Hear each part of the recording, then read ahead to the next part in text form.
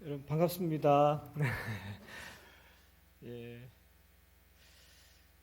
그 우리 그 학교 다닐 때 여러분 백일장 같은데 이렇게 나가시잖아요.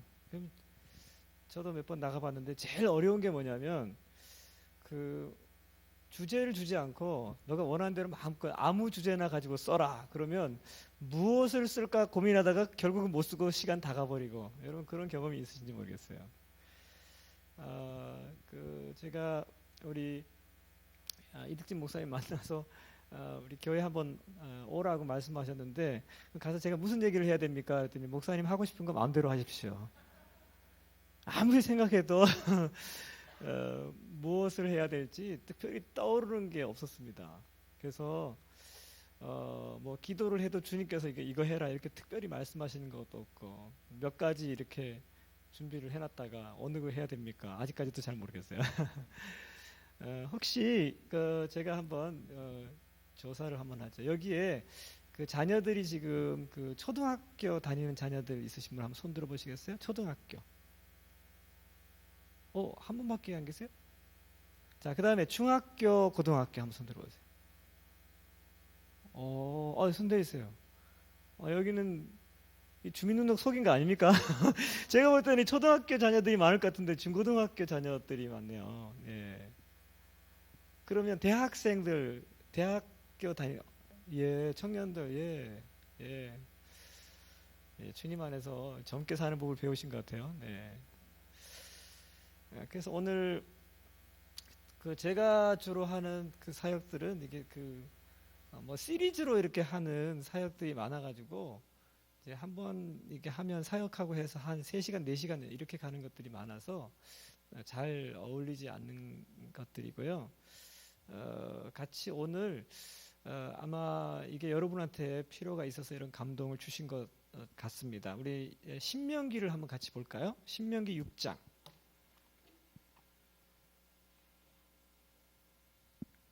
신명기 6장 4절부터 9절까지 말씀.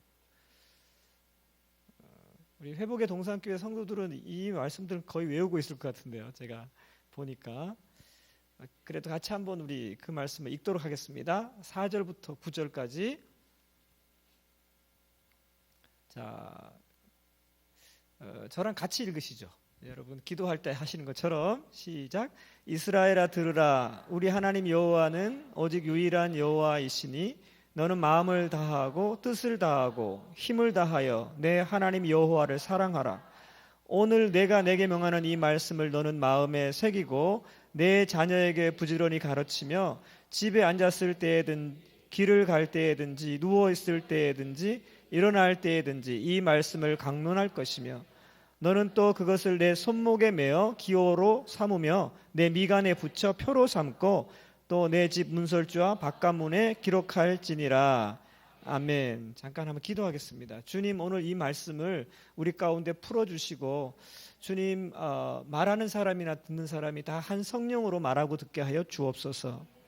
예수님의 이름으로 기도합니다. 아멘. 제가 우리 그 목사님 그 성함은 오래전부터 제가 이렇게 좀 듣고 있었습니다. IBF에서 일을 하셨기 때문에 이렇게 그 회지라든가 소식지 이렇게 보면 늘 이렇게 이름이 나오고 있어서 누구 얼굴은 모르고 이름만 제가 알고 있다가 이제 최근에 이제 목사님 만나게 되고 교제하게 되었습니다. 하면서 지금 목사님 하시는 사역들을 이렇게 보니까 성향이 저랑 좀 많이 좀 비슷한 것 같아요. 그래서 얘기는 잘 되는데 제가 그렇기 때문에 이 교회 와서 설교하기가 좀 어렵습니다.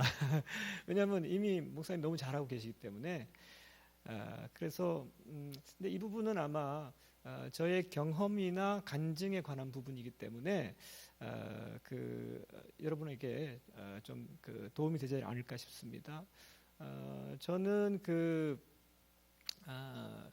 2000년도에 그 중앙아시아 카자흐스탄으로 선교사로 파송을 받고 나가서 2007년도에 이제 갑작스럽게 한국에 이제 돌아오게 됐습니다. 이제 돌아오게 되면서 돌아올 때 저희 나갈 때 저희 아이들이 저희 큰 아이가 9살, 둘째 아이는 5살. 이때 이제 선교지로 나갔어요. 그리고 이제 그곳에서 아이들이 자라고 공부를 하고 한국에 딱 돌아와서 보니까 이제 어떤 때 돌아왔냐면 참 그 좋지 못한 시기에 돌아왔어요. 우리 큰 아이는 이제 막 고등학교 1학년 마치고 돌아왔고, 둘째 아이는 이제 초등학교를 막 마치고 돌아와서 중학교에 들어가야 되고 고등학교를 갔다가 이제 대학을 갈 시기가 된 거예요. 와, 근데 저희가 솔직히 고백하면 그 현지에 나가서 적응하는 그 기간이나 에너지보다도 한국에 들어와서 재적응을 하는데 훨씬 더 어려웠습니다. 특별히 우리 아이들이 한국에 들어와서 이 교육 시스템에 적응하는데 완전히 지옥 훈련이었어요. 그것을 저희가 3, 4년을 겪으면서 이 한국에서 자녀를 키우는 이 부모님들의 고민이 무엇일까, 이런 것들을 제가 뼈저리게 느꼈습니다. 오늘 그 말씀을 좀 나누고 싶어요. 여러분, 우리 한국 사람들이 가장 중요하게 여기면서 또 한국 사람들에게 있어서 아킬레스건과 같은 게 있어요. 그게 뭐냐면 자녀 교육이에요. 고개를 끄덕하는 거 보니까 여러분 그렇게 동의하십니까? 여러분 어떻게 생각하세요? 정부에서 이제 이 교육이 굉장히 중요한 이슈잖아요, 그죠? 그래서 이렇게 정권이 이렇게 바뀔 때마다 이 교육에 대해서 대안을 내놓습니다. 많은 대안들이 나오는데 사실 그것이 성공한 대안이 한 번도 없었어요. 더 혼란의 혼란만 가중시켰습니다. 그리고 사교육 이거 줄이겠다, 없애겠다, 잡겠다 이 얘기하지 않은 정부가 없었습니다. 그런데 사교육이 없어지지 않았습니다. 제가 예언하건대 한국에서 사교육이 없어지지 않습니다. 왜 그런지 아세요? 여러분, 고등학교 졸업자들의 월급을 대학 졸업자들만큼 준다고 하더라도 사교육이 없어지지 않습니다. 왜 그런지 아세요? 한국에 있어서 이 교육이라고 하는 것은 단순히 먹고 사는 문제가 아니에요. 단순히 직업적인 문제가 아니에요. 이것은 한국 사람들에게 있어서 아주 독특한 DNA가 이 교육에 대한 열망과 욕심입니다. 특별히 자녀 교육에 대한. 저희가 사역했던 곳이 중앙아시아 지역이었고, 이제 그 위쪽으로는 러시아가 있었습니다. 러시아의 그 한국 이름으로는 여러 가지 이름으로 이제 소개가 된 도시가 있어요. 상페테스버그 뭐 이렇게도 돼 있고, 러시아 말로는 그 상페테르부르크, 빼제르부르크 이렇게 돼 있어요. 근데 그 도시에 이제 저희가 선교 대회가 있었고 이제 갔었습니다. 갔는데 어떤 한 그 고려인 통역자를 만났어요. 고려인이라고 하는 것은 이제 1937년도에 저쪽 블라디보스톡에 있다가 이제 그 스탈린의 강제 이주 정책에 의해서 이제 그 이 구소련 지역 전체로 흩어져 살던 그 사람이에요. 근데 이제 그 신학교에서 통역을 담당하고 있었던 한 자매님을 만났는데, 이분이 저쪽 그 블라디보스톡 동쪽 끝에서부터 빼제르부르크는 그 러시아의 서쪽 끝입니다. 거기서 이렇게 기차 타고 가면 한 일주일 걸립니다. 이제 그 거리를 와서 살고 있는 거예요. 그래서 제가 물어봤어요. 아니, 그 자매님은 왜 여기 와 있습니까? 그랬더니 자녀 교육 때문에 왔다는 거예요. 자식 교육 시키려고 빼제르부르크 그쪽에 그 블라디보스톡에 있던 집하고 사업하는 거 다 내려놓고 이 빼제르부르크라고 하는 이 도시에 와가지고 자기 아들 공부시키려고 와서 파출부하면서 공부시키고 있었습니다. 여러분, 소련 지역에 그 거의 한 130개에서 150개 종족이 섞여 살고 있는데, 그 중에서 자식 공부시키느라고 타지에 와가지고 파출부하는 종족은 고려인들밖에 없어요. 고려인이 누굽니까? 한국 사람이에요. 제가 그것을 딱 보고 무슨 생각을 했냐면, 한국에 사교육이 없어지지 않겠구나. 여러분, 이런 우리 자녀를 키우면서 이것은 우리 신앙하고 계속해서 부딪히는 문제입니다. 그래서 이 가운데서 우리가 어떻게 자녀를 키울 것인가, 그리스도인들은 어떻게 대응해야 될 것인가. 여러분들은 지금 이 제사장 기도를 하면서 제사장적인 삶을 사는데, 우리 자녀를 이렇게 키우면 얘들이 과연 경쟁력이 있을까? 여러분 확신이 있으세요? 이걸 확신을 갖고 있는 사람들은 목사님 가운데도 많지 않습니다. 여러분 그 지구상에 선교적으로 봤을 때 종족이 한 2만 4천여 종족이 살고 있다고 그렇게 얘기를 합니다. 그런데 그 종족들 가운데서 그 숫자에 비해서 가장 영향력이 있는 종족 어디를 꼽습니까? 유대인들을 꼽습니다. 그래서 유대인의 힘 무시무시하죠. 그 유대인들의 힘 노벨상의 35%를 유대인들이 가져갔습니다. 그리고 세계적인 금융시장, 석유시장, 곡물시장 누가 장악하고 있습니까? 유대인들이 장악하고 있습니다. 그 미국에 있는 유대인들을 보면 이들이 미국 사람들의 그 평균 생활 수준보다도 2배로 잘 사는 사람들이 유대인들입니다. 미국에서 인구는 2%예요. 그러나 상위 400 가족 중에서 24%가 유대인입니다. 최상위 40 가족을 뽑았을 때 그 중에 42%가 유대인입니다. 미국의 변호사가 한 70만 명 된다고 하는데요. 그 중에 20%, 14만 명이 유대인입니다. 뉴욕 중고등학교 교사들 가운데 50%가 유대인입니다. 그리고 투표로 당선된 미국 국회의원 535명 중에 42명이 유대인입니다. 미국의 유명한 대학 프린스턴, 하버드 교수 중에서 25 내지 35%가 유대인입니다. 그리고 그 중에 총장과 주요 행정 책임자는 90%가 유대인입니다. 여러분 이것이 현실적인 유대인의 힘이에요. 여러분 이 유대인의 힘이 어디서 오겠습니까? 유대인의 힘이 교육의 힘이에요. 많은 사람들이 그렇게 얘기하죠. 교육의 힘입니다. 자, 유대인 못지않게 그 숫자에 비해서 영향력이 있는 종족이 또한 한국 사람들입니다. 자, 한국인의 힘. 여러분 우리가 지금 여기 계신 분들이 한각의 기적을 이렇게 경험했던 분들이 꽤 있는 사람들이 있는데, 여러분 그 일제 식민지를 거쳐서 6.25 전쟁의 참화 속에서 이 지금 세계 10위의 경제권에 들어가 있는 나라, 한국이죠. 그러면 여러분 이 한국의 기적의 힘이 어디서 왔다고 생각하십니까? 어디에 그 힘이 있다고 생각하십니까? 많은 사람들이 외국 학자들이 이것은 한국의 교육에 있다라고 그렇게 얘기하고 있어요. 이것은 이 교육에 대한 한국 사람들의 관심과 이 열망, 지나쳐서 그 욕심, 이것은 아주 독특한 한국 사람들이 가지고 있는 DNA입니다. 그래서 사교육 시장 무너지지 않아요. 이거 어떻게든지 이거 풀어야 됩니다. 우리가 이 구소련 지역에 보면 우리랑 똑같이 생긴 사람들이 살고 있어요. 고려인들이라고 부릅니다. 중국 그 지역에 살고 있는 우리와 똑같이 생긴 사람들을 뭐라고 부르죠? 조선족이라고 부르는데, 이쪽 그 구소련 지역, 그러니까 러시아와 지금 중앙아시아 지역, 그 탄자 붙은 나라 있죠? 키르기즈스탄, 카자흐스탄, 타직스탄, 투르크메니스탄, 우즈베키스탄, 스탄에 붙어 있는 이 나라에 여러분과 똑같이 생긴 사람들이 흩어져 살고 있습니다. 그 사람들이 고려인이에요.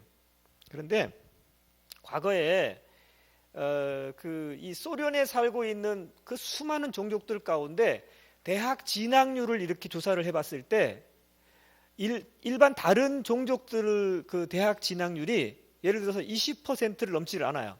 그런데 유독 고려인들의 대학 진학률, 소련 시대의 고려인들의 대학 진학률이 얼마인지 아세요? 70%입니다.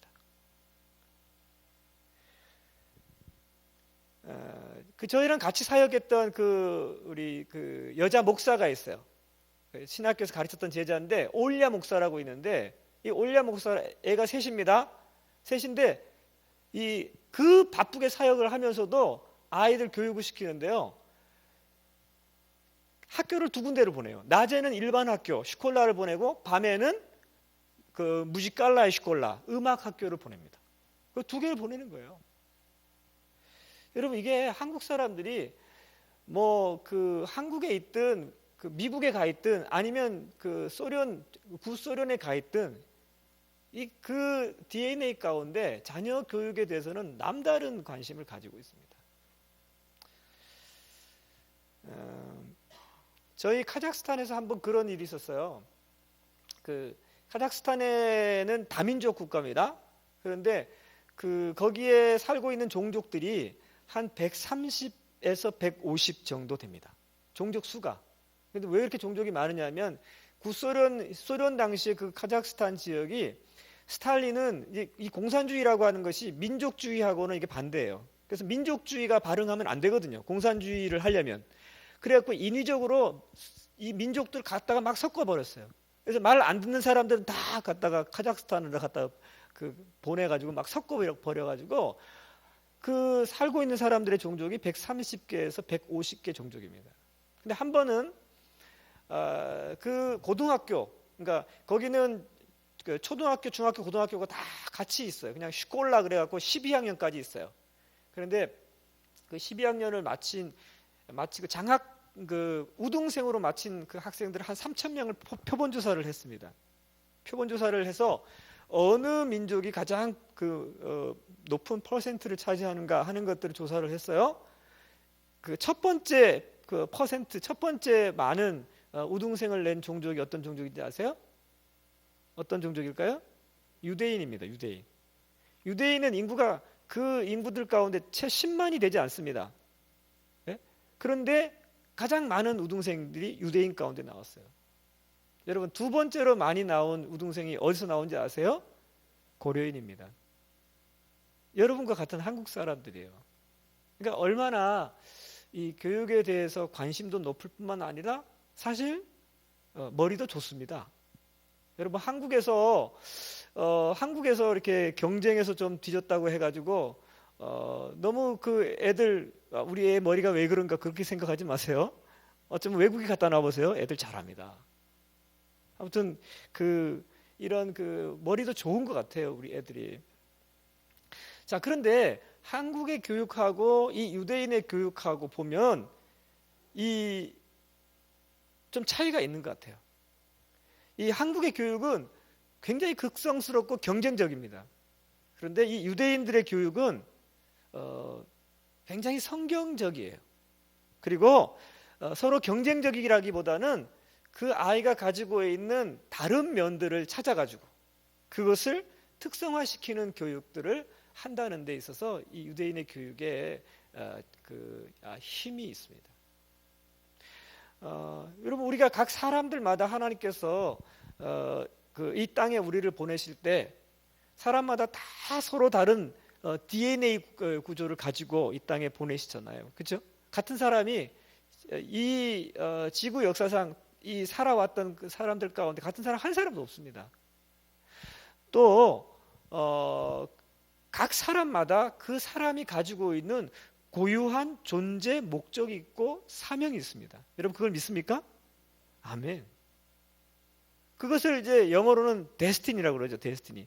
개인의 개인의 데스티니가 있는 거예요. 그런데 우리는 이것을 획일화해가지고 다들 영어, 수학, 국어 이걸 가지고 딱 잘라가지고 서로 비교한다 그 말이죠. 그런데 음악적인 재능이 높은 애들은 수학을 가지고 비교하면 당연히 경쟁에서 떨어지겠죠. 기타 치는 걸로 해보세요. 걔가 이기지, 그죠? 그래서 사람마다 하나님이 주신 고유한 데스티니가 있어요. 근데 이것들을 잘 발견을 해가지고 키워주면 그 아이는 사실은 둔한 것이 아니라 천재성이 있는 아이일 수 있다는 것이죠. 그래서 아인슈타인이 초등학교 다닐 때는 사실은 우등생이 아니었고 낙제생이었다는 얘기를 많이 듣지 않습니까? 그래도 엄마가 너는 공부를 못하는 게 아니고 다른 아이하고 달라. 다른 교육을 시켰다는 것이죠. 나중에 뒤늦게 아인슈타인의 천재성이 드러나면서 정말 천재적인 물리학자가 됐던 것입니다. 근데 그것이 우리하고 좀 차이예요. 우리는 막 스트레스 받아가면서 굉장히 극성스럽게 경쟁적으로 교육시켜가지고 공부를 잘하게 만든다면 이제 이 유대인들이 가지고 있는 교육의 방식은 성경적이면서도 특성화된 공부, 자신의 은사와 재능, 데스티니에 맞도록 그 아이를 교육시킨다는 데 있습니다. 근데 이제 이런 교육을 하려고 하면 교육의 주체가 학교가 되어서는 안 됩니다. 지금 우리가 지금 하고 있는 실수 중에 하나가 뭐냐면 이 교육의 주체가 학교가 교육의 주체로 되어 있다는 거예요. 그러나 성경적으로 보면 성경에서는 교육을 누구한테 맡겼습니까? 학교한테 맡기지 않았어요. 부모들한테 이 자녀의 교육을 맡겼습니다. 오늘 말씀을 보니까 이스라엘아 들으라. 이거는 지금 학교 교사들한테 하는 얘기가 아니에요. 부모들에게 하는 얘기예요. 하나님을 사랑하라. 그리고 뭐라고 그랬습니까? 내 자녀에게 부지런히 가르치라. 이건 부모에게 준 거예요. 여러분 교육의 3대 주체가 있습니다. 부모가 있고요. 교사가 있고요. 교회가 있습니다. 근데 어느 교육이 중요할 것 같습니까? 한국 사람들은 학교 교사가 교육의 주체예요. 또 예수 믿는 사람들은 교회 목사가 교육의 주체예요. 아닙니다. 교육의 주체는 성경적으로 보면 부모가 교육의 주체예요. 저희 학교 다닐 때만 하더라도 이 선생님이 굉장히 높임을 받았어요. 그래서 이제 우리 어머니 같은 경우도 이제 학교 와가지고 뭐 자주 못 오고 1년에 한 번 정도는 오시죠. 와가지고 이제 인사를 하죠. 하면서 뭐라 그러죠? 우리 아이 잘 부탁합니다. 이러고 가시죠. 그죠? 근데 그냥 가시면 되는데 꼭 한마디 더 붙여. 뭐라 그러죠?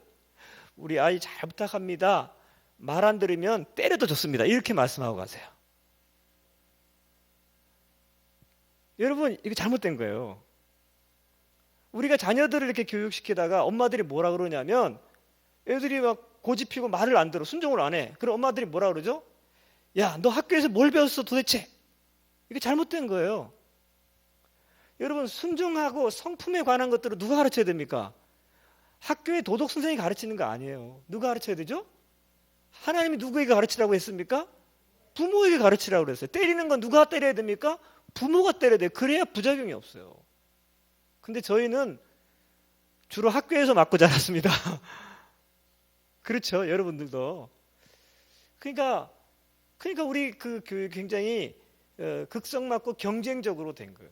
그러니까 비용도 굉장히 많이 드는 거예요. 왜? 좋은 선생님이 그 좋은 교육의 관건이기 때문에 그냥 좋은 선생님 찾으려고 그 많은 사교육비를 쓰는 것이죠. 여러분, 제가 목사가 되기 전에 또 선교사가 되기 전에 제 직업이 뭐였냐면 저는 노량진 그리고 저쪽 대치동, 역삼동, 압구정동 이쪽에서 학원 강사였습니다. 꽤 잘 나가는 학원 강사였습니다. 그렇기 때문에 제가 사교육의 이 세계를 알아요. 예?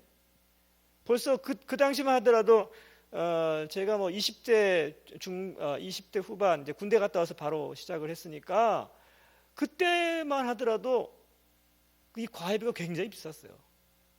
일주일에 2번 1시간 반 정도 이렇게 수업을 해주고 나면 뭐 100만 원, 120만 원 이렇게 받았습니다. 그래서 제가 그 세계들을 알아요. 그러나 여러분, 왜 그렇게 됐습니까? 교육의 주체가 바뀌어서 그래요. 여러분, 교육의 주체가 교사가 아니고 성경에서는 교육의 주체가 누구라고 얘기하고 있어요? 부모라고 얘기하고 있어요. 여러분이 자신이 없어도 여러분이 교육의 주체로서 이 교육의 주권들을 회복해야만 사실은 이 교육이 바로 서는 것입니다. 그 얘기를 여러분 좀 나누고 싶어요. 그거는 목사님 이론적이죠. 아니에요. 여러분, 이것이 풀어질 수 있다고 저는 믿습니다. 아멘? 자, 어떻게 우리가 해야 되느냐? 어떻게 하기는요? 말씀대로 해야죠. 따라합시다. 말씀대로 삽시다. 여러분, 교회 생활하는 건 말씀대로 살아야 돼요. 자녀 교육하는 건요? 말씀대로 안 살아. 직장 생활하는 건 막 말씀대로 살아보려고 애를 써요. 근데 유독 자녀 교육만큼은 우리가 모델이 없기 때문에 말씀대로 살면 안 될 것 같아. 경쟁에서 뒤처질 것 같아. 우리 아이들이 직장도 못 잡을 것 같아. 대학 진학 실패할 것 같아. 여러분, 그런 두려움이 있어요. 그래서 우리가 정말 말씀대로 순종하기 제일 어려운 게 뭔지 아세요? 자녀 교육입니다. 우리 한국 선교사들이 굉장히 헌신도가 높은 선교사들입니다. 물불 안 가리고 그 선교지에 뛰어들 수 있고 순교도 감당할 수 있는, 순교도 할 수 있는 선교사들이 한국 선교사들이에요. 그리고 한국 선교사들은 뭐 이게 웨스턴 선교사들하고 달라요. 악조건 가운데서도 사람들이 안 된다 그래도 믿음으로 막 밀고 들어가서 해내는 게 한국 선교사들이에요. 그렇기 때문에 지금 이 중앙아시아나 이 아랍 지역에서 한국 선교사들이 그 짧은 시간이지만 많은 성과들을 내고 있는 것이 사실입니다. 그런데 한국 선교사들이 제일 어려워하는 게 뭔지 아세요? 자녀 교육입니다. 이 자녀 교육 때문에 발목이 붙잡히고 자녀 교육 때문에 선교를 계속할 수 없어요. 여러분 선교사도 그 헌신된 선교사도 그렇다면 뭐 지금 우리 일반적인 성도들은 더 말할 나위가 없죠. 그래서 사실은 지금 청소년 교회에서의 이 청소년 교육 그 문제가 되죠. 또 우리 그 유년주일학교 문제죠. 또 유아부도 문제죠. 그러니까 당연히 또 청년까지 연결되죠. 그러니까 다음 세대가 참 미전도 종족에 속할 정도로 지금 상황이 좋지 못합니다. 여러분 미전도 종족이라는 용어를 아시죠? 보통 저희가 그 자력으로 복음을 전할 수 없고 교회를 세울 수 없는 3%에서 5% 이하의 크리스찬을 가지고 있는 종족 그룹들을 저희가 미전도 종족, unreached people 그렇게 얘기를 해요. 그런데 지금 통계적으로 지금 캠퍼스, 대학 캠퍼스의 크리스찬 숫자가 자신을 정기적으로 교회에 나가서 예배한다라고 고백하는 크리스찬 숫자가 3% 이하입니다. 그 뭐예요? 미전도 종족이에요. 아니 저는 미전도 종족 선교한다고 나갔다 들어와 보니까 우리가 미전도 종족이 되고 있는 거예요.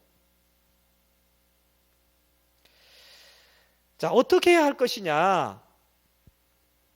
첫 번째는 너는 마음을 다하고 뜻을 다하고 힘을 다하여 내 하나님 여호와를 사랑하라. 우리 따라서 한번 해봅시다. 너는 마음을 다하고 뜻을 다하고 힘을 다하여 내 하나님 여호와를 사랑하라. 여러분 이것이 예수님께서 가르쳐 주셨던 그 성경을 압축한 그 계명 가운데 첫 번째 계명입니다.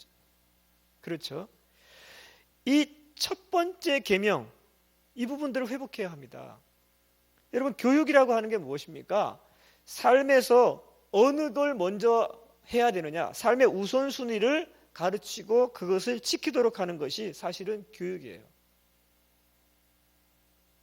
유대인의 교육의 핵심, 그것은 바로 이 오늘 말씀 신명기 6장 4절에서 9절에 있는 이 말씀, 이것이 유대인 교육의 핵심이에요. 그래서 여러분 쉐마 교육이라고 하는 것들 많이 들어보셨을 거예요. 그렇죠? 쉐마라고 하는 건 여기 보니까 이스라엘아 들으라 했을 때 이 들으라고 하는 말의 히브리 그 말이 쉐마입니다. 샤마.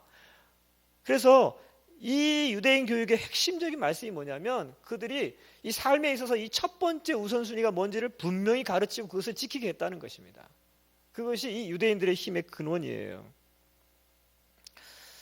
여러분 우리가 자녀들이 대학을 가고 직업을 갖고 자기 인생을 개척해 나가기 위해서 많은 것들이 필요하다고 생각을 합니다. 그죠? 필요한 게 너무 많죠. 얼마나 복잡합니까? 요즘은 지식이 계속 늘어나다 보니까요. 그 아이들이 배워야 할 것들이 이제 점점 밑으로 내려옵니다. 교육 과정이 한번 개편될 때마다 중학교 때 배웠던 것들이 초등학교로 내려오는 거예요. 여기 지금 초등학교 6학년 아이를 둔 부모님이 계신가요? 예. 수학 교재를 한번 보세요. 아마 작년부터인가 이 수학 교재에 보면 과거에 그 중학교 1학년 과정에서 배웠던 방정식이 6학년으로 내려왔어요. 이 지식이 늘어나다 보니까 이제는 더 일찍부터 이걸 배워야 되는 거예요. 그러다 보니까 머리가 아프죠. 뭘 먼저 가르쳐야 될지 모르겠어요. 여러분 부모님들이 이렇게 만나서 한번 얘기를 한번 해보십시오. 카페에서 모여서 부모님들이 모였습니다. 정보 교환을 해보세요. 뭘 느끼죠? 와, 내가 뒤처지고 있어. 이걸 느낀단 말이에요. 여러분 강남에 살고 있는 부모들하고 한번 만나보세요. 뭘 느낄까요? 충격을 받는 거예요. 쟤는 중학교 2학년인데 벌써 고등학교 정석책을 하고 있어? 충격을 받는 거예요. 그러다 보면 내가 뭐부터 해야 될지 불안하기 시작합니다. 그러면 그 아이에게 여러분 예배 시간을 준수하라고 하나님의 말씀을 묵상하라고 가르치는 것이 쉽겠습니까? 쉽지 않아요. 알기는 알죠. 이게 중요하다는 건. 현실은 나를 두렵게 만드는 거예요. 그러니까 우리 부모들 가운데 갈등이 있습니다. 그러나 여러분 기억하십시오. 하나님의 말씀은 진리입니다. 우리가 첫 번째로 가르쳐야 되는 건 뭐예요? 수학도 아니고 영어도 아니고 국어도 아니에요. 방정식도 아니고 함수도 아니에요. 첫 번째로 가르쳐야 되는 것은 오늘 너는 마음을 다하고 뜻을 다하고 힘을 다하고 내 하나님 여호와를 사랑하라. 하나님을 사랑하라. 이 말씀들을 첫 번째로 그들이 지킬 수 있도록 가르치는 것이 여러분 부모들이 해야 될 사명입니다. 할렐루야. 저희 교회에 지금 고등학교 1학년이 된 아이가 있어요. 이 아이에게 장래 희망을 물어봤어요. 그때 얘 엉뚱한 소리를 하는 거예요. 얘는 장래 희망이 뭐냐면 자기는 미국에 가가지고 여기까지는 좋아. 사관학교에 들어가가지고 좀 이상해. 미국 군인이 되는 거예요. 좀 특이한 꿈 아닙니까? 그죠? 그래서 야, 너 꿈 참 특이하다. 저는 그러고 지나갔어요. 근데 나중에 이제 이 부모한테 들어보니까 얘가 뭐에 빠졌냐면 서바이벌 게임에 빠진 거예요. 그냥 서바이벌 게임인데 처음에는 이제 물론 컴퓨터로 하는 서바이벌 게임이었겠죠. 근데 지금은 실제적으로 총을 구입을 해가지고 하는 실제적인 서바이벌 게임에 빠진 거예요. 이걸 게임을 너무 하다 보니까 어느 정도까지 가게 되냐면 뉴스를 이렇게 보다가 이래서 이라크의 뭐 어떤 그 전쟁 얘기가 나오잖아요. 그러면 얘가 그런다는 거예요. 내가 빨리 군인 돼갖고 저기 가 있어야 되는데 내가 여기 있으면 안 되는데 자기가 그 전쟁 가운데 나가 있어야 된다고 자기는 생각하는 거예요. 어느 정도 중독인 거죠. 그런 상태로 이제 중학교를 보냈습니다. 이 어머니가 이제 예전에 전도사 생활을 했던 믿음이 신실한 분이에요. 이 아이를 낳고부터 어려서까지 초등학교까지는 아주 믿음으로 신실하게 키웠어요. 그리고는 이제 중학교 때부터 이제 그 아버님이 이제 요양을 받아야 되는 상황이기 때문에 아버님 돌보고 뭐 교회 사역하고 뭐 이러다가 중학교 동안 방치를 했는데 이 아이가 서바이벌 게임에 빠진 거예요. 그 고등학교 진학을 해야 돼서 이제 배정을 받았습니다. 그래서 그 동네에 있는 고등학교를 배정을 받았는데 또 가만히 보니까 그 고등학교에 이 중학교에 이 아이와 함께 서바이벌 게임에 빠졌던 선배들이 다 그 고등학교에 가 있는 거예요. 이 어머니가 위기의식을 느끼고 이 아이를 학교를 보내지 않았습니다. 지금 최근에 있는 일이에요. 그리고는 이 어머니가 회개를 하고 이 아이를 데리고 저녁마다 예배에 데리고 나옵니다. 서바이벌 게임에 빠진 애가 예배에 나왔으니까 얼마나 이 주의가 틀리겠습니까? 제가 보니까 얘가 견디지를 못하는 거예요. 그런데 그래도 엄마가 계속 데리고 나와서 예배 드리고 이 아이를 위해서 기도합니다. 그런데 2주가 지나고 3주가 거의 지금 한 달 정도가 지났어요. 근데 이 아이가 예배 가운데 조금씩 변화가 일어나기 시작합니다. 그러면서 지난번 금요일이었죠. 금요일 날 예배를 드리는데 이 아이가 보니까 막 울기 시작하는 거예요. 그리고 예배가 마치고 집으로 돌아가는 그 차에서 이 아이가 자기 엄마한테 회개를 하기 시작해요. 엄마 미안해요. 엄마가 나를 얼마나 사랑하는지 내가 이제 알았어요. 그리고는 이 아이가 스스로 결단을 하고 자기가 가지고 놀던 총들을 다 수거해서 내가 더 이상 이거 수집하지 않고 이거 가지고 놀지 않겠어요. 그리고 그걸 다 치워버리고 이 아이가 이제는 공부하기 시작합니다.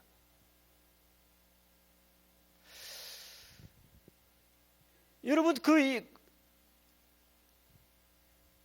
이 아이에게 영어를 가르치고 수학을 가르친 것이 아니에요. 뭘 가르쳤습니까? 하나님을 사랑하는 것들을 우선순위를 엄마가 바로잡고 그 우선순위를 가르치기 시작하니까 이 아이의 삶이 변화되면서 공부도 변화되는 것입니다. 여러분 제가 아까 그랬잖아요. 우리 아이들이 머리가 나빠서 공부 못하는 것도 아니에요. 여러분이 생각할 때는 공부가 다 IQ 때문이라고 생각하시죠? No, IQ 때문이 아닙니다. IQ는 공부하는 것의 아주 일부분에 속해 있어요. 요즘 교육학자들은 IQ라고 하는 건 뭐죠? IQ라고 하는 것은 이건 지성적인 지수를 말하는 거예요. 근데 이 지성적인 지수만 갖고 공부하는 게 아닙니다. 머리가 비상한 아이라고 할지라도 마음에 문제가 있으면, 마음에 상처가 있고 심력이 약하면 공부 못합니다. 어떤 아이들은 의지력이 약해요. 그리고 한 시간을 앉아있지를 못해요. 아무리 머리 좋아도, IQ가 좋아도 공부 못합니다. 그래서 다중지능을 중요시 여기는 시대가 됐죠. 여러분, 이 지능은 지적인 지능이 있어요. 그것을 지력이라고 그래요. 지력. 또 마음의 힘이 있어요. 그걸 심력이라고 그래요. 또 자신을 다스리는 의지의 힘이 있어요. 의지력이 있습니다. 또 체력도 공부하고 관계가 있어요. 그런가 하면 인간관계도 공부하고 관계가 있습니다. 제가 어떤 아이를 봤냐면, 그건 제가 이제 재수생들을 가르칠 때였습니다. 그런데 한 번은 그 엄마하고 딸이 저를 찾아왔어요. 찾아와가지고, 선생님, 우리 딸 아이 좀 상담을 해주십시오. 그래서 무슨 일입니까? 그랬더니 이 아이가 영어도 잘하고 영어도 거의 다 맞고 뭐 국어도 거의 다 100점이고 사회도 다 잘하는데 유독 수학이 반을 못 맞습니다. 그래서 지금 2번이나 떨어졌습니다. 대학에. 그래요? 그래서 제가 테스트를 해봤어요. 그 테스트를 했더니 별 문제가 없어요. 잘해요. 근데 얘의 문제는 뭐냐면 시험만 보면 시험을 못 보는 거예요. 실전에 가서는. 그래서 이제 이 어머니가 이 아이를 저한테 맡겼어요. 그래서 제가 이제 이 아이를 이제 한번 돌보게 됐습니다. 근데 가르치는데 이해도 잘 되고 다 잘해요. 근데 이상하게 실전 시험에 가면 이 아이가 반을 못 맞는 거예요. 그래서 제가 이게 IQ의 문제가 아니구나 하는 것을 알았어요. 그리고는 물어봤어요. 너 이 현상이 언제부터 나타났니? 그랬더니 중학교 2학년 때부터 이런 현상이 나타났다는 거예요. 그래? 그때 무슨 일이 있었어? 여러분, 이 내적 치유를 할 때 중요한 게 뭐냐면, 내적 치유할 때 그 두려움이다 그러면 그 두려움이 처음에 일어났던 그 사건이 무엇인지 찾아야 돼요. 그걸 뿌리 사건이라고 부릅니다. 그 뿌리 사건을 치유를 해줘야 이 두려움을 치유할 수가 있어요. 그래서 이제 그걸 물어봤더니 중학교 2학년 때 그 학교에서 이 아이가 이제 보통 착한 애들이 이렇게 마음의 상처를 쉽게 받아요. 근데 선생님이 얘한테 그랬다는 거예요. 수학 선생님이. 얘가 이제 한번 실수를 한 것 같아요. 했는데 선생님이 보더니 그냥 지나가는 말로 혀를 차면서 아유, 너는 수학은 안 되겠구나. 이랬다는 거예요. 얘를 잘 알지도 못하는 선생님이. 근데 이 아이는 그 선생님의 말을 다 마음에 받아들인 거예요. 정말 나는 수학은 안 되나 봐. 내가 정말 수학은 안 되는 것일까? 이걸 많이 하기 위해서 열심히 공부를 했어요. 중간고사가 다가왔습니다. 열심히 공부해서 시험을 보는데 시험 시간이 어떻습니까? 혹시 내가 정말 안 되면 어떡하지? 근데 그날따라 시험이 좀 어려웠어. 정말 안 되나 봐? 시험 망쳤을까요? 잘 봤을까요? 망쳤죠. 그러니까 얘가 정말 나는 수학은 안 되나 봐. 이게 자기한테 강화가 된 거죠. 기말고사 때 회복해야지. 또 공부를 해서 이번에는 꼭 회복할 거야. 근데 막 불안하기 시작합니다. 기말고사 시험지 딱 받았어요. 어떻게 됐습니까? 또 망친 거예요.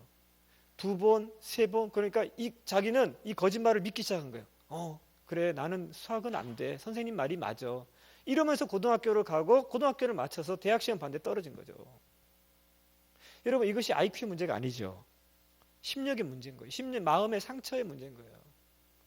그래서 이 아이에게 수학을 더 가르치는 것보다 더 중요한 것은 이 마음을 치료하는 것이다라고 하는 걸 제가 알고 그 아이한테 그렇게 얘기했어요.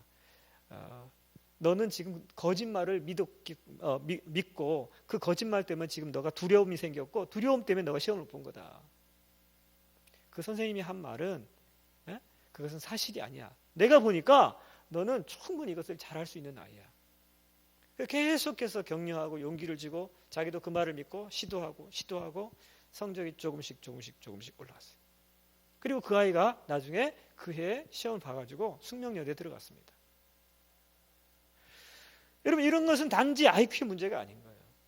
여러분, 아이들이 여러분 자녀들 가운데 얘가 공부 못한다고 머리가 나쁘다고 생각하면 안 돼요. 어떤 경우에는 인간관계의 문제인 경우가 있습니다. 여러분 학교 다닐 때를 한번 생각해 보세요. 여러분 여러분 좋아하는 선생님이다. 그러면 그 과목 성적 올라가죠. 근데 그 과목 선생님 너무 싫어. 그러면 성적이 어떻습니까? 좋지 못해요. 제가 그 과목들 가운데 제일 그래도 성적이 좋은 게 뭐냐면 저는 수학이에요. 수학. 제가 가만 보니까 내가 왜 수학을 좋아하게 됐을까? 중학교 1학년 때 우리 수학 선생님이 우리 학교에서 제일 예쁜 선생님이었어요. 그래서 저는 우리 선생님한테 잘 보이려고, 잘 보여서 칭찬받으려고 막 열심히 하게 된 거예요. 그러다 보니까 수학이 좋아진 거예요. 여러분, 이게 인간관계가 뭐예요? 공부에 영향을 끼치는 것이죠. 그래서 이런 다양한 원인들이 있는 것입니다. 그런데 그 많은 원인들 중에서 가장 중요한 것은 무엇입니까? 영성이에요. 영성. 하나님을 사랑하는 것. 하나님을, 영성이라고 하는 게 뭡니까? 이건 무슨 신비한 능력 그런 거 아니에요. 하나님을 사랑하는 능력이 영성이에요. 하나님을 더 많이 사랑하는 사람이 영성이 강하고 좋은 거예요. 할렐루야. 눈 감고 신비한 거 보는 사람이 영성 좋은 게 아니고, 그런 거 여러분들이 하나도 볼 줄 모른다고 할지라도 그냥 하나님을 향해서 열린 마음을 가지고 하나님을 향한 사랑이 막 솟아오른다. 여러분, 영성이 강하고 좋은 거예요. 그것이 건강한 영성이에요. 할렐루야. 그런데 우리 자녀들이, 우리 부모들이 이 부분에 있어서 자녀들을 바로 가르치고 세울 수만 있다라고 하면 나머지는 다 자기주도 학습이에요. 선생님, 그렇게 비싼 선생님 붙이지 않아도 됩니다. 근데 우리가 이 첫 계명에서 실패하기 때문에 사실은 우리 자녀들이 갈피를 못 잡는 것입니다. 여러분, 공부의 순서가 그래요. 영의 변화가 첫 번째, 첫 계명이에요. 하나님을 사랑하는 것 첫 번째 계명입니다. 할렐루야. 첫 계명에서 성공하게 되면 그 다음에 뭐라고 그랬어요? 내 이웃을 내 몸같이 사랑하라 그랬죠. 내 이웃을 사랑하기 전에 뭐가 돼야 돼요? 내 자신을 사랑하라. 이게 돼야 되는 거죠. 그러면 자기 자신을 사랑하는 사람에게 나타나는 현상이 무엇입니까? 성품 교육이 일어난다는 거예요.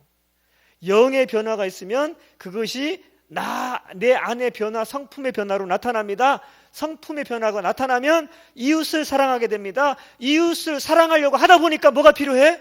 공부가 필요한 거지. 효과적으로 내가 이웃을 사랑하고 섬기기 위해서 내가 뭐가 필요해? 공부가 필요한 거지. 아픈 사람을 돌보자. 내가 의사가 돼야 되겠구나. 그래서 공부하는 거 하고. 내가 억울한 사람들을 돌봐야 되겠구나. 내가 뭐가 돼야 될까? 변호사가 돼야 되겠구나. 변호사가 되는 것하고. 내가 가난한 사람들을 돌봐야 되겠구나. 내가 비즈니스를 해야 되겠구나. 비즈니스에 되는 것하고. 여러분, 이게 순서가 영의 변화, 성품의 변화, 그 다음에 뭐죠? 그 다음에 공부의 변화가 나타나는 거예요.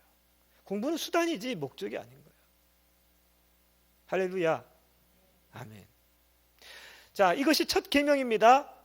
이 첫 계명을 우리 자녀들이 그 인생에 있어서 정말 그 삶에 있어서 지켜야 될 첫 계명으로 인식하고 그들이 그것을 지킬 수 있도록 도와주는 것이 부모의 사명입니다. 불안해하지 말고 여러분 정말 이 말씀을 지킨다면 이 말씀이 역사하는 것들을 여러분 보게 될 것입니다. 그 다음에 뭐라고 그랬습니까? 이 말씀을 선포하고 나서 주님께서 말씀하신 게 뭐죠?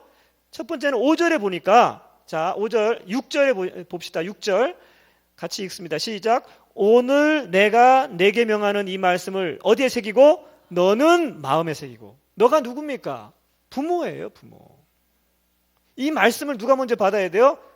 부모가 먼저 받아야 돼요. 내 마음에 새겨야 돼요. 우리는 나는 빼놓고 이 말씀을, 엄마는 실패했지만 아빠는 실패했지만 너라도 성공해라 이렇게 얘기하죠.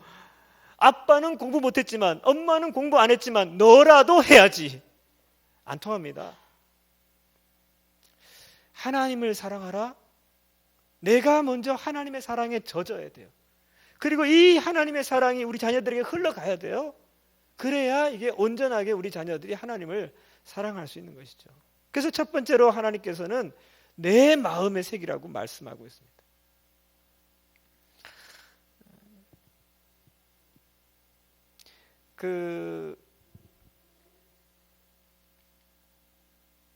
저는 원래부터 예수 믿었던 모태 신앙이 아니고, 제가 태어날 때 저희 집은 굉장히 강한 불교 집안이었습니다. 샤머니즘도 굉장히 강하고, 저희 할아버지는 풍수지리 하시는 분이에요.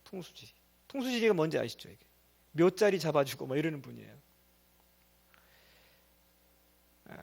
저희 어머니가 시집 와가지고 5년 동안 아이를 못 낳아가지고, 제가 듣기로는 제 이름을 절에다가 올려서 불공 드리고 낳은 아들이 접니다. 그러니까 제가 이 복음하고는 거리가 멀고 그런 환경 가운데서 태어났어요. 근데 대학에 들어갔는데 그 당시에는 이 80년대 초반에 대학생 선교단체 운동들이 활발하게 일어났었어요. 그 중에 내비게이터라고 하는 아주 강한 선교단체가 있는데, 그 형제들 통해 가지고 복음을 듣게 됐습니다. 그리고 첫 번째 제가 배운 게 뭐였냐면, 하나님의 말씀을 묵상하는 quiet time이라고 하는 걸 배웠어요. 큐티라고 그러죠. 큐티는 어린이 기저귀의 이름이 아니고 하나님의 말씀을 묵상하는 게 큐티죠. 그리고 말씀을 암송하는 걸 배웠어요. 그리고 그것이 제 신앙생활에 있어서 가장 중요한 영성의 수단이 됐습니다. 저는 제가 아내를 위해서 기도할 때, 배우자를 위해서 기도할 때 어떤 기도를 했냐면, 제가 주님께 그런 기도를 했어요. 주님, 제 아내가 될 자매는 아침밥을 해주지 않아도 좋습니다. 말씀 묵상을 먼저 하는 여자를 아내로 주세요. 저는 그렇게 기도했습니다. 근데 주님이 정확하게 그 여자를 주시더라고요. 결혼을 했는데 말이에요. 결혼했는데 신혼여행 갔다 와서 첫 출근을 해야 되는데 제 아내가 그러는 거예요. 오빠, 사실은 내가 밥밖에 못하는데 할 수 있는 게 아무것도 없어. 그리고는 자기가 이제 미역국을 끓이겠다고, 그래도 미역국을 끓여보겠대요. 그래서 어떻게 끓이나 봤어요. 전화기를 한쪽에 들고 어디다 전화해요? 장모님한테 전화해가지고 엄마, 미역국 끓이려고 하는데 어떻게 해야 돼? 첫 번째 미역을 참기름에 볶고, 그 다음에 물을 붓고 해서 끓여갖고 나오는 거예요. 일생의 첫 번째 작품. 저한테 물었어요. 얼마나 궁금하겠어요, 그죠? 자기가 어떻게 끓였는가. 제가 먹었죠. 물어보는 거예요. 맛있어요? 맛있어. 맛있어요? 맛있다니까? 그러지 말고 솔직하게 얘기해 보세요. 솔직하게 좀 짜다. 그랬더니 갑자기요, 뒤로 돌더니 훌쩍훌쩍하고 우는 거예요. 제가 그때 알았어요. 야, 이거 아내가 물어보면 끝까지 맛있다 그러지. 정직하게 얘기하면 안 되겠구나. 진짜 그런 여자를 만났어요. 제 기도 제목이니까 어떻게 합니까? 어쩔 수 없죠. 그만큼 제가 저에게 복음을 전해줬던 그 선배, 신앙의 선배, 그 영적인 아버지를 통해서 정말 이 말씀을 묵상하는 것, 말씀을 암송하는 것, 이것에 대해서 제가 계속해서 중요하게 교육을 받았습니다. 자, 부모가 먼저입니다. 내 마음에 이 말씀으로 새기는 것이 우리가 첫 번째로 해야 될 일이에요. 자, 그리고는 오늘 말씀에 뭐라고 말씀하십니까? 그리고 나서 7절에 보니까 내 자녀에게 부지런히 가르치며, 따라합시다. 내 자녀에게 부지런히 가르치며, 그 다음에 이것이 내 몸에 체득이 되고 나면 자녀에게 가르치는데 그냥 한두 번 가르치는 게 아니고 부지런히 가르치라는 거예요.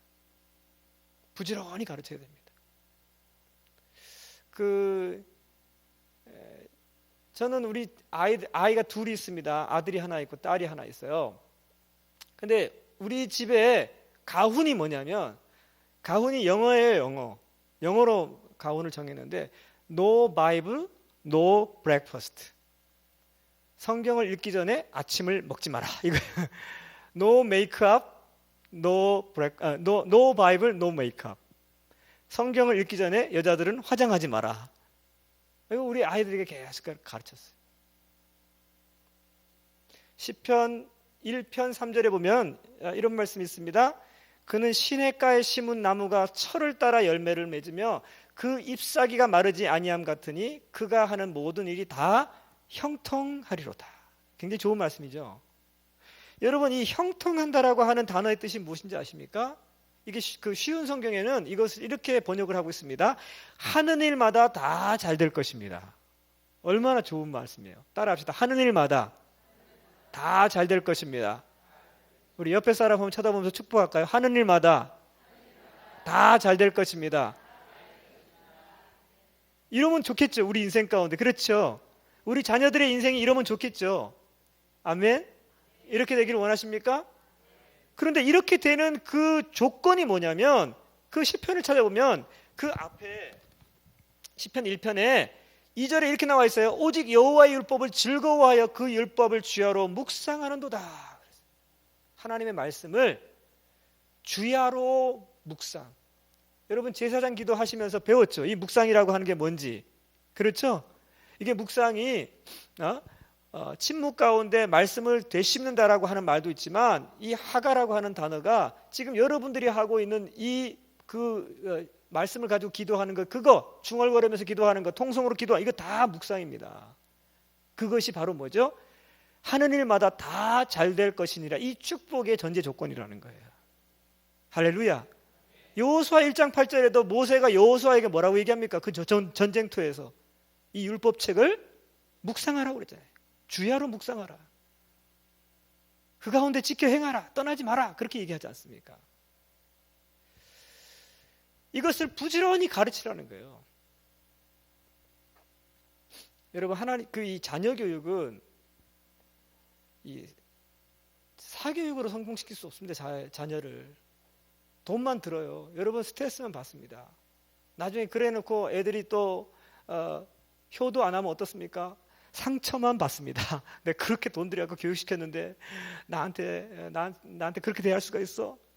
그러지 마시고 여러분 이 자녀 교육은 우리의 순종도 있어야 되지만 하나님의 은총이 절대적이에요. 할렐루야. 은총, 하나님의 페이버가 있어야 됩니다. 여러분 선교사들이 아까 말씀드렸듯이 우리 한국 선교사들이 굉장히 헌신적이지만 선교사들의 첫 번째 고민이 뭔지 아세요?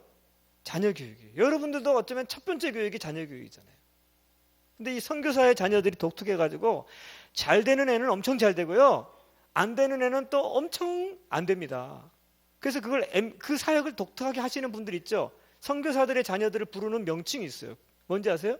MK라고 그러죠. MK. 또 목사들의 자녀를 뭐라고 불러요? PK, Pastor Kids, 그다음 Missionary Kids 이렇게 불러요. 우리 아이들은 MK이면서 PK예요. 그러니까 굉장히 위험하죠. 잘 되면 아주 잘 되고 못 되면 엄청나게 못 되고. 왜? 이 사단이 그냥 두지 않거든요. 이 MK, PK 하나님도 그냥 두지 않지만 사탄도 계속해서 노리는 게 MK, PK인 거예요. 그래서 이 아이들은 다른 어떤 아이들보다도 하나님의 은총이 있어야 돼요. 페이버가 있어야 됩니다. 근데 여러분 선교사 자녀만 그런 거 아니에요. 우리 모든 그리스도인들이 왕 같은 제사장인데 여러분 제사장의 자녀들을 사탄이 노리는 거예요.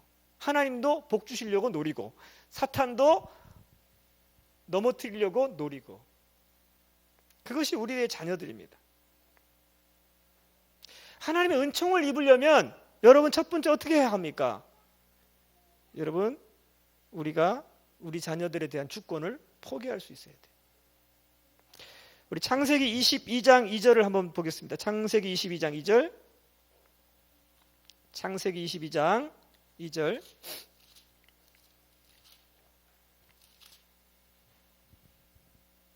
자, 찾으신 분들 같이 한번 읽죠. 시작.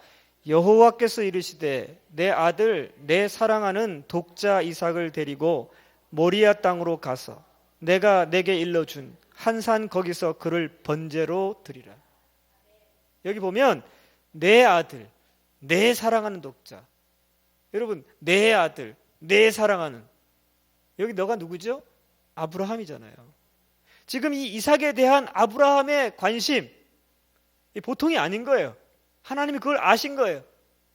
아브라함은 이삭, 백세에 난 이삭, 그 말할 수 없이 귀한 이삭, 아브라함의 생명보다도 귀한 아들 아닙니까? 그래서 내 아들, 내 독자인 거예요. 내 것이에요, 내 것. 제가 자녀들을 이렇게 키워보니까 지금 이 시점에 이렇게 와가지고는요, 정말 이 자녀에 대한, 아들과 딸에 대한 그 사랑이요, 생명하고도 바꿀 수 있을 정도까지 그 아이들을 사랑하는 마음들이 있어요. 우리 아이가 한국에 들어와가지고 학교에 들어갔는데, 학교가 너무 힘든 거예요. 한국 학교가. 들어왔는데 다행히, 불행이죠. 다행이 아니고, 어딜 들어갔느냐 하면, 그 고향 외국어 고등학교에 들어가게 됐어요. 외국어 고등학교 들어갔는데 새벽 6시 학교 갔다가 밤 11시 반에 끝나가지고 집에 오면 12시예요. 그러니까 얘가 평생 그런 교육을 한 번도 받아보지 못하다가 한국에 와가지고 그런 교육을 막 받아놓으니까 스트레스를 견디지 못하고 기흉이 생겨갖고 허파에 바람 들어간다 그러잖아요. 이 수술을 하게 됐어요. 그것도 2번이나 수술을 했습니다. 제가 일주일 동안 수술할 동안 병원에서 같이 이렇게 걔랑 이제 지내면서 그때 내 마음 가운데 무슨 생각이 들었냐면, 야, 이 아이 대신에 내가 아팠으면. 그리고 그때는 진짜 우리 아이의 생명과 내 생명을 바꾸라고 하더라도 조금 바꿀 수 있겠다라고 하는 자신감도 생겨요. 그만큼 자녀에 대한 애착이 있는 거죠. 여러분 어떻습니까? 여러분 못지 않을 거예요. 아브라함 어땠을까요? 아브라함도 못지 않은 거예요. 100세 얻은, 이제 100살이면 이제 거의 살 거 다 산 거 아니겠어요? 근데 정말 내 아들, 내 독자 아닙니까? 그런데 하나님께서 그 아들에 대한 주권을 포기하라고 말씀하시는 거예요. 이삭을 드리라는 거예요. 여러분, 이 명령에 순종할 수 있어야 사실은 우리 자녀를 향한 하나님의 페이버가 부어집니다. 할렐루야. 이거는 순종하기 어려운 명령입니다. 하지만 이 명령에 순종하게 될 때, 내가 우리 자녀들에 대한 주권들을 포기하게 될 때, 그러면 하나님께서 나서서 그 아이들을 책임지시고 그 아이들의 길을 열어가게 될 줄로 믿습니다. 할렐루야. 아멘.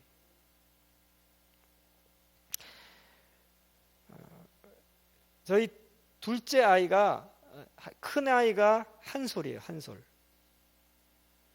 광야에서 외치는 하나의 소리가 되려 한솔이에요. 한솔. 둘째 아이가 은혜의 소리라고 하는 말을 줄여가지고 은솔이에요. 근데 우리 은솔이를 이렇게 보면 하나님의 특별한 은총들이 있다라고 하는 것을 제가 많이 느껴요. 얘가 5살에 한국을 떠났습니다. 5살에 떠났으니까 한글을 띄지 못한 상태로 이제 카자흐스탄에 간 거예요. 가가지고는 이제 저희는 처음에는 이 아이들을 그곳에 MK 스쿨 선교사 자녀 학교가 있어요. 선교사들, 이제 서양 선교사들이 하는 선교사 자녀 학교가 있는데 거기에 넣어서 영어로 교육을 시키고 싶었어요. 그런데 자리가 없었어요. 그래서 어쩔 수 없이 저희는 이 아이를 이제 현지인 학교에 넣어야 되는 거죠. 그래서 우리 아들도 현지인 학교, 딸도 현지인 유치원에 넣었어요. 말도 하나도 통하지 않아요. 그리고 이 구소련 시대는 이 유치원이 거의 타가 시설이거든요. 근데 타가 시설이 굉장히 잘 돼 있기도 하지만 상당히 뭐라 그럴까, 사랑이 없고 딱딱해요. 이 표정도 굉장히 무섭습니다. 그 소련 사람들이, 구소련 사람들이. 근데 이 아이가 유치원에 보냈는데 겁을 먹고 온 거예요. 겁을 먹고. 또 거기는 습관이 뭐냐면 아이들에게 낮에 오침을 시킵니다. 강제적으로 오침을 1시간, 2시간을 시켜야 되는데, 시키는데 건강에 좋으라고 애들을 옷을 다 벗기고 팬티만 입혀서 재우는 거예요. 근데 우리 아이는 한 번도 그런 문화권에서 살아보지 못했으니까 이 뭐 옷을 벗기고 팬티만 입히니까 얘한테는 이게 막 두려운 거예요. 그런 과정들을 이제 거치면서 그곳에서 이제 교육을 받았어요. 그러다 보니까 얘가 한국어도 딸려, 러시아어도 딸려. 그러다가 한 2년 있다가 이제 그 학교에 들어갔는데 자리가 나가지고 이제 그 다음에는 선교사 자녀 학교로 옮겼어요. 거기서는 이제 또 새로운 언어를 가지고 공부를 해야 되는 거예요. 그때는 영어를 배워야 되는 거죠. 그래서 이제 영어로 다시 이제 공부를 하려고 하니까 또 영어에 적응을 해야 되는 거예요. 그러니까 영어도 딸려, 다 딸리는 거예요. 조금씩은 하는데 한국어 딸리죠. 러시안 말도 자유롭게 안 되죠. 영어도 이제 자유롭게 될 만한데 한국으로 돌아와 버렸어요. 그러니까 이 아이에게 있어서는 큰 아이는 그래도 얘가 한국어를 이제 막 띄고 이제 읽을 줄 아는 상태에서 가갖고 러시안 말을 배우고 영어를 배워갖고 언어 적응하는데 동생보다는 쉬웠어요. 그런데 이 동생 같은 경우는, 이 은솔이 같은 경우는 너무 어정쩡하게 한국말 막 배우려고 하는데 가서 러시안 말 배워야 돼. 러시안 말 좀 되려고 하는데 영어로 가서 배워야 돼. 그러니까 어느 것도 잘 안 되는 거예요. 그런 웃긴 그 스토리가 있어요. 이제 외국에서 이렇게 공부를 하다가 온 애들이 그 이제 학교에 이렇게 있잖아요. 그러면 애들이 한국어 단어가 딸리니까 어떤 아이가 교무실에 한 번은 교무실에 와가지고 이제 선생님한테 그러는 거예요. 선생님한테 이제 감사하다는 표현을 이렇게 해야 되는데 얘가 와가지고 선생님 참 기특하십니다. 그렇게 자기는 그 기특하다는 게 좋은 말인데 선생님을 칭찬해준 감사의 표현으로 쓴다고 썼는데 기특하다 이런 말 쓴 거예요. 막 그냥 교무실이 웃음 바다가 되고 이제 난리가 난 거죠. 이제 애들이 한국어 실력이 그런 거예요. 근데 이런 애들이 와가지고 이제 중학교에 들어가야 되는데 도저히 이 자신이 없는 거예요. 또 지금 고등학교보다도 사실 왕따가 더 심하고 힘든 데가 중학교 과정이라고 그러잖아요, 한국에서. 그래서 이 아이를 어떻게 할까 하다가 저희는 중학교를 보내질 않았습니다. 자신이 없어서. 그래서는 중학교에 안 보내고 뭐 진짜 그 말씀대로 예배 드리고 그리고는 이제 검정고시를 시켰어요. 검정고시를 시켰는데 이제 검정고시는 뭐 크게 스트레스가 많은 것도 아니고 크게 어려운 건 아니니까 이제 2년 만에 이제 검정고시를 통과를 했죠. 통과를 하고 이제 얘를 그 다음에 이제 또 고등학교 과정도 검정고시를 할 거냐 아니면 이제 그 일반 고등학교를 보낼 거냐 이제 이것을 가지고 다시 이제 고민을 해야 되는 거예요. 과연 얘가 학교를 따라갈 것인가. 그런 상황에서 이제 제 아내가 이제 그 인터넷을 이렇게 치기 시작했습니다. 그래서 기도하는데 우리 딸아이가 가장 잘할 수 있는 게 뭘까? 그래도 그나마도 다른 애들보다 좀 그 차별화된 게 뭘까? 보니까 뭐 유치원에서 배운 러시아어지만 그래도 러시아 말이 얘한테는 무기가 될 수 있겠다 이런 생각이 들었어요. 그래갖고 이제 러시아어 특기를 가지고 찾았더니만 마침 이 수원에 있는 학교 하나가 그 수원 외국어 고등학교라고 있는데 수원 외국어 고등학교에 러시아어 과가 있는 거예요. 근데 이 러시아어 과에 이 러시아어 특기자를 뽑는 몇 명 한 2명인가 이렇게 뽑는 TU가 있다라고 하는 것을 발견하게 됐는데 그날이 바로 설명의 날인 거예요. 그래서 이제 부지런히 이제 제 아내가 우리 아이를 데리고 이제 차를 빌려가지고 가서 그 설명에 참석을 하고 이제 그 학교에 원서를 냈습니다. 뭐 정보가 있었던 것도 아닙니다. 그냥 기도하고 나서 뭐 주님이 주신 그 생각이 있어가지고 인터넷을 찾다가 제 아내가 또 그렇다고 뭐 인터넷을 잘하는 그 사람도 아닙니다. 근데 그게 딱 발견이 돼가지고 갔는데 그런 정보를 얻게 되고 그래서 이제 이 아이 이제 집에서 그 유치원 때 배웠던 러시아어를 막 훈련을 시켰어요. 시켜가지고 시험을 봤는데 이제 붙어가지고 1년 일찍 이제 외국어 고등학교에 들어가게 됐어요. 하나님의 은혜죠. 근데 이제 문제는 들어갔잖아요. 들어갔는데 얘가 공부를 따라갈 수 있느냐 말이죠. 한국어도 제대로 안 되고 뭐 영어나 그 러시아어도 말이죠. 이 아이가 말은 다른 애들보다 잘해요. 근데 시험 보면은 한국 애들이 시험을 더 잘 보는 거예요. 러시아어 문법을 보잖아요. 그러면 이 시험 문제가 지문이 한국어로 나오고 한국 문제가 여러분 그렇잖아요. 틀린 것은 이러니까 얘는 뭐가 뭔지 모르는 거예요. 그래갖고 오히려 한국 애들보다도 시험 못 봐. 그래가지고 학교를 1년을 다녔습니다. 그래서 뭐 바닥이죠, 바닥. 그러니까 또 고민을 했어요. 얘를 계속 학교를 그냥 보내야 되는가, 아니면 중간에 그만두게 해야 되는가, 아니면 뭐 실업학교를 보내가지고 내신을 좋게 따야 되는가, 뭐 별별 고민을 다 했습니다. 근데 이제 기도하다가 그래도 하나님이 열어주신 길 아니냐, 길이 있을 거다, 조금 더 우리가 찾아보자, 찾아가지고 이거 길을 열어주자, 하나님이 길을 열어주실 것이다. 그리고 또 기도하면서 길을 찾기 시작했어요. 여러분, 지금 우리 한국에 그 대학 진학하는 방법, 그걸 대학 전형이라고 하는데, 대학 입학 전형이라고 하는데, 입학 전형이 몇 개인 줄 아세요? 한 3,000개 됩니다. 그러니까 찾아보면 여러분 자녀들한테 딱 맞는 전형이 있을 수 있어요. 이제 기도하면서 이제 찾기 시작해서 찾아봤더니 뭐가 있냐면, 그 이 러시아어 특기자들이 이 언어 특기를 가지고 갈 수 있는 대학이 몇 군데가 있는 거예요. 그래서 이제 우리 딸아이로 봤을 때는 경희대 용인 캠퍼스가 좀 낮은 것 같아. 그래서 이제 여기는 학교에서는 될 것 같다고 얘기를 했어요.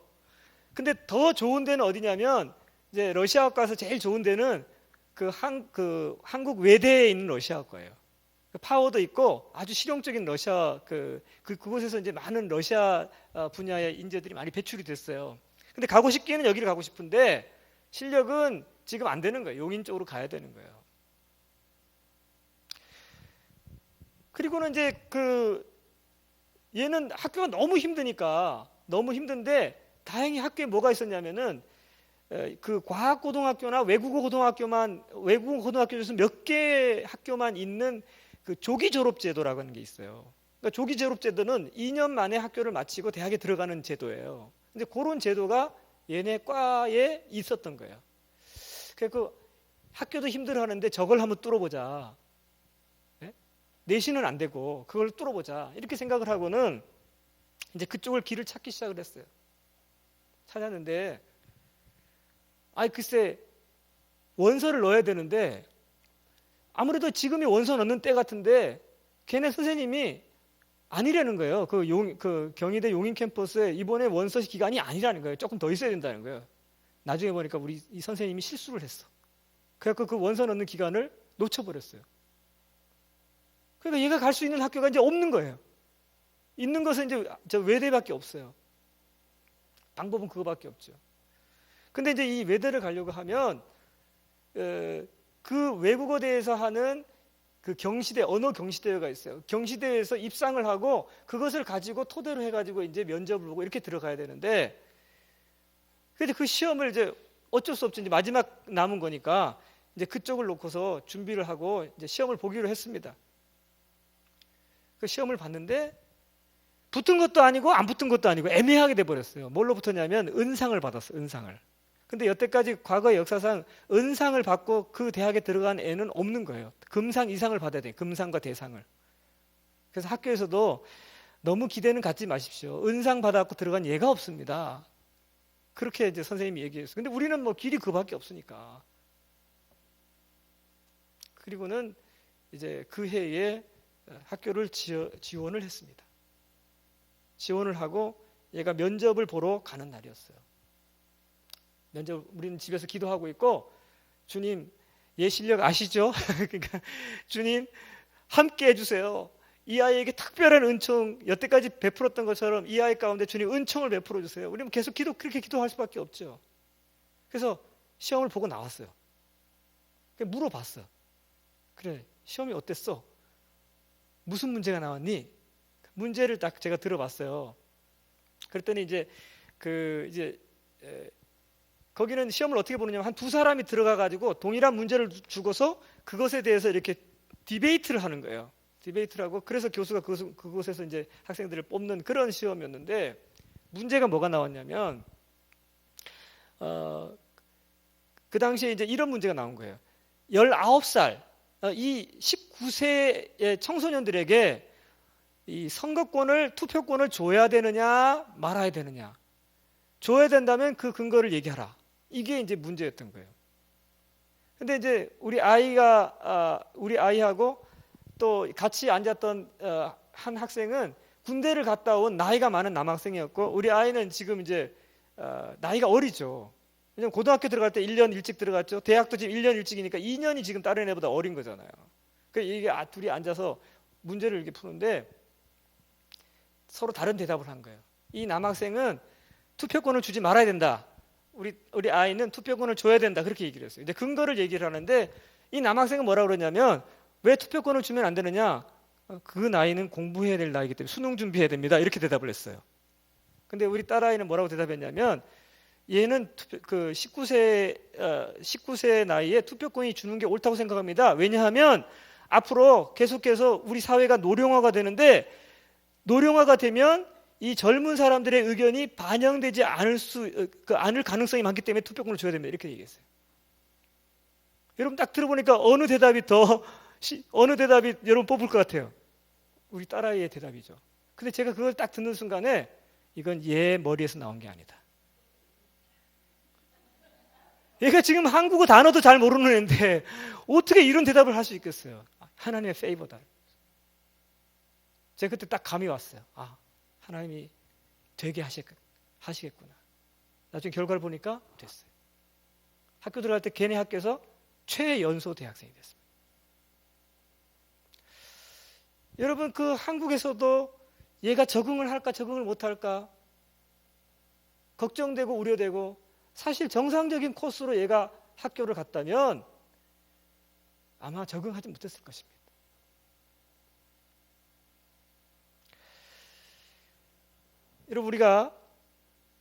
여러분의 교회가 지금 말씀으로 기도하는 교회입니다. 맞습니까? 여러분, 이 말씀으로 기도할 때 어떤 일들이 일어나는지 아십니까? 이 말씀으로 기도할 때 영적인 세계에 놀라운 일들이 일어납니다. 여러분, 히브리서 계시록 22장, 자, 히브리서 1장 14절 한번 찾아보시기 바랍니다. 히브리서 1장 14절.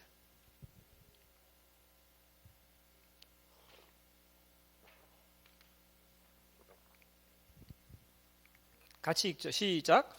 모든 천사들은 섬기는 영으로서 구원받을 상속자들을 위하여 섬기라고 보내심이 아니냐. 여기 천사들이 뭐라고 돼 있어요? 섬기는 영이다. 그 누구를 섬겨요? 구원받을 상속자. 구원받을 상속자가 누굽니까? 예수 그리스도를 구주와 주님으로 영접하고 하나님의 자녀가 된 우리를 말하는 거예요. 하나님이 천사들을, 물론 천사들이 하나님의 영광을 지키는 그런 천사들이 있지만, 또 많은 천사들은 하나님께서 우리를 위해서, 우리 구원받은 상속자를 섬기라고 하나님께서 천사들을 예비하셨다는 것입니다. 할렐루야. 여러분 믿습니까? 그런데 이 천사들이 어떻게 역사하고 움직이는지를 여러분 아셔야 돼요.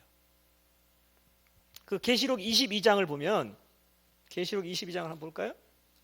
22장 8절.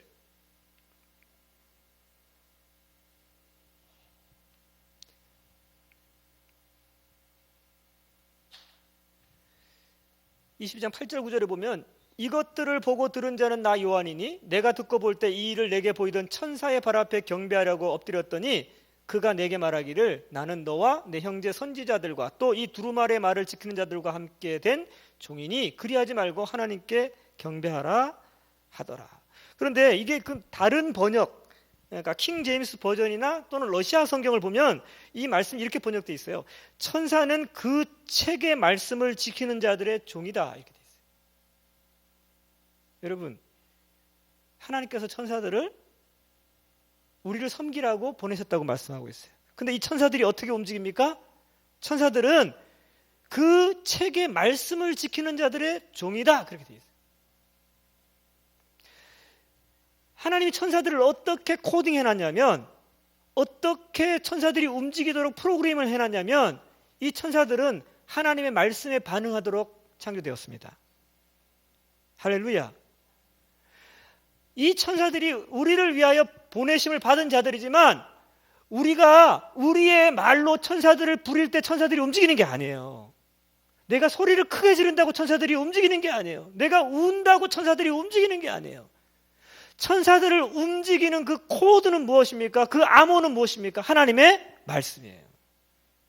그러니까 우리가 기도할 때 그냥 우리의 말과 우리의 감정으로 기도하는 것이 아니라 우리가 하나님의 말씀으로 기도한다라고 하는 것은 이 천사들의 코드를 움직이는 것과 같은 것입니다.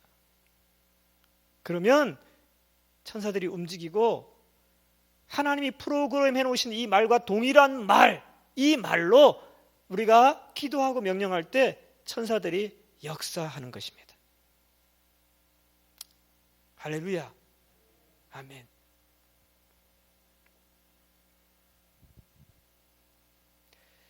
여러분들이 지금 하고 있는 기도가 제사장 기도인데 말씀으로 기도할 때 천사들이 움직인다고 그랬어요. 이것이 능력의 기도입니다. 그리고 제사장 기도는 무엇입니까? 제사장 기도가 여러분의 유익을 위한 기도 아니잖아요. 그죠?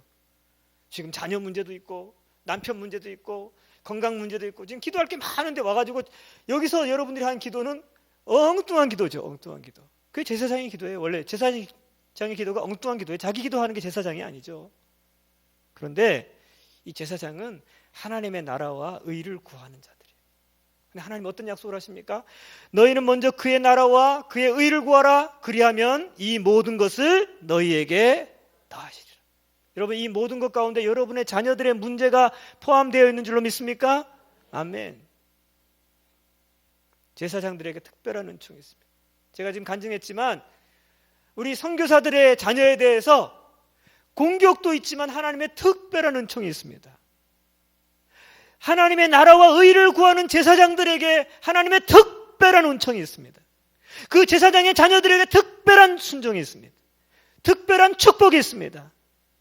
단 순종하는 자녀들에게. 우리 MK들에게 하나님의 특별한 페이버가 있지만 만약에 저희 아이들이 순종하지 않았다고 하면 그 페이버는 부어지지 않았을 거예요. 힘들고 어렵지만 엄마 아빠의 말씀을 따라서 순종하고 따라주고 그 고통 가운데 견뎌내니까 하나님의 페이버가 부어주는 것입니다. 여러분의 자녀에게도 동일하게 이 원리는 적용될 줄로 믿습니다. 할렐루야. 우리가 자녀 문제들을 어떻게 푸시겠습니까? 내 머리로 내 경험으로 풀 수 없습니다. 여러분이 살던 시대는 산업시대예요. 산업화 시대예요. 지금 우리 자녀들이 사는 시대, 우리 앞으로 자녀들이 살게 될 시대, 정보화 시대, 그 다음에 어떤 시대가 올지 알지 못해요. 마지막 때가 옵니다. 우리가 배웠던 그 경험, 산업화 시대에 배웠던 그 경험과 지식으로 우리 자녀들이 살 수 없습니다. 하나님의 특별한 은총이 필요합니다. 할렐루야. 아멘. 교육의 주체가 누구입니까? 부모에게 주님께서 맡기셨습니다. 오늘 이 시간 들었던 말씀을 가지고 여러분들이 좀 같이 좀 기도하면 좋을 것 같아요.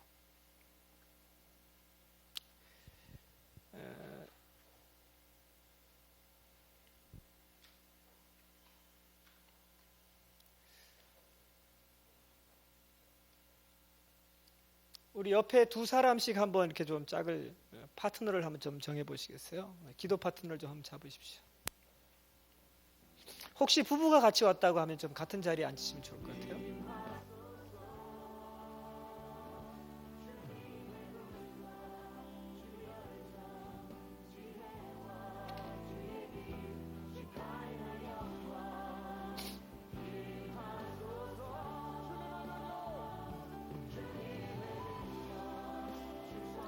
우리 잠깐만 한 5분 정도만 오늘 들었던 이 말씀, 그 신명기 6장에 나오는 이 말씀, 이 말씀을 잠깐 들었던 대로 그냥 한번 요약을 한번 하시고, 그리고 이 말씀을 가지고 여러분들이 하는 것처럼 이 말씀을 가지고 붙잡고 좀 한번 기도하고 싶습니다. 우리 5분 동안 지금 들었던 말씀을 요약하시고 그 여러분 도전이 되었던, 은혜가 되었던 말씀을 잠깐 나누시고, 그리고 나서 이 말씀을 가지고 우리가 같이 한번 기도하도록 하겠습니다. 먼저 잠깐 한 5분만 좀 나누시기 바랍니다.